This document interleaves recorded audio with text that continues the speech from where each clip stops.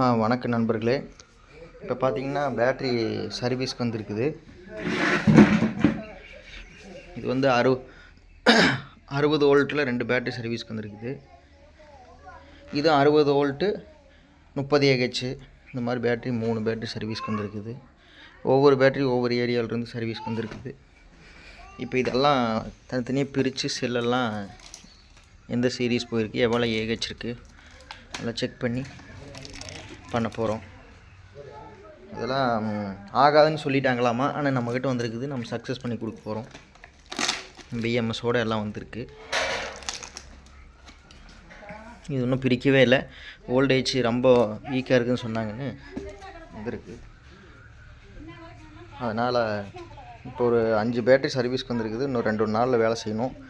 இப்போ இந்த பேட்டரியெல்லாம் பிரித்து ஏஹெச் மிஷினில் செக் பண்ணி இது வந்து வோல்டேஜ் போடுறதுக்கெல்லாம் ரெடி பண்ணிகிட்ருக்கேன். ஹோல்டரெல்லாம் இதான் இங்கே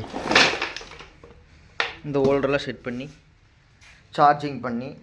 சார்ஜிங்னால் இது எதுக்காக இப்படி தனியாக சார்ஜ் பண்ணுறோம்னா, அப்போ தான் எவ்வளோ கெப்பாசிட்டி இருக்குதுன்னு கெப்பாசிட்டி பொருள் வச்சு செக் பண்ண முடியும். எல்லாமே பண்ணிகிட்ருக்குறேன்.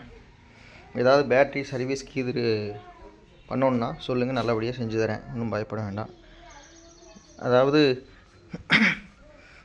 வேலை நீட்டாக இருந்ததுன்னா நீங்கள் 4 இடத்துக்கு சொல்லுவீங்க, அவ்வளோதான். கசமுசன்னு இருந்ததுன்னா இங்கே போனால் சரியில்லைன்னு வரும்.